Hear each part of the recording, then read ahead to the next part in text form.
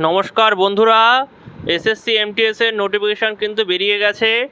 Important জিনিসগুলো দেখে নিই চটপট করে। অ্যাপ্লিকেশান ডেট শুরু 26শে জুন থেকে 24শে জুলাই অবধি ফি পেমেন্ট করতে পারেন 25শে জুলাই অবধি, ঠিক আছে। আর কারেকশন উইন্ডো এগেইন না করাই ভুল না করাই ভালো, কিন্তু যদি করে ফেলেন তাহলে তার জন্য কারেকশন উইন্ডো খুলবে 29 থেকে 31শে জুলাই। সিবিটি এক্সামের টেন্টেটিভ ডেট হচ্ছে 20শে সেপ্টেম্বর থেকে 24শে অক্টোবর, ঠিক আছে। আচ্ছা, ভ্যাকেন্সি যদি চলে আসা যায় তাহলে ভ্যাকেন্সি আছে মোটামুটি 1075টি। ফাইনাল ভ্যাকেন্সি কিন্তু পরে জানাবে এসএসসির ওয়েবসাইটে।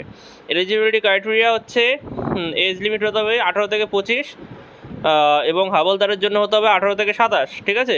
রিজার্ভ ক্যাটাগরির জন্য রিল্যাক্সেশন অবশ্যই রয়েছে। এডুকেশনাল কোয়ালিফিকেশানে আপনাকে 10th পাস হতে হবে বা ইকুইভ্যালেন্ট পাস হতে হবে, ঠিক আছে।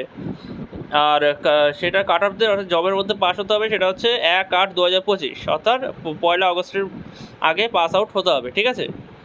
আচ্ছা, ফি যদি চলে আসে তাহলে জেনারেল এবং ওবিসিদের 100 টাকা, আর বাকি যত রিজার্ভ ক্যাটাগরি আছে তাদের সবার জন্য কিন্তু এক্সাম পেড, অর্থাৎ ফি লাগবে না।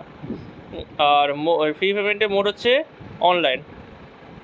কিছু ইম্পর্টেন্ট পয়েন্ট যদি দেখা যায় তাহলে এগেইন ওয়ান টাইম রেজিস্ট্রেশন, যেটা দুদিন আগে একটা ভিডিওতে বলেছিলাম, ওয়ান টাইম রেজিস্ট্রেশন সেটা করাতে হবে এসএসসির ওয়েবসাইট থেকে। আধার বেসড অথেন্টিকেশন, যেটা এগেইন বলবো অ্যাপ থেকে করাতে যাবেন না, ওয়েবসাইট থেকে করানোই ভালো, অ্যাপে একটু গন্ডগোল করে।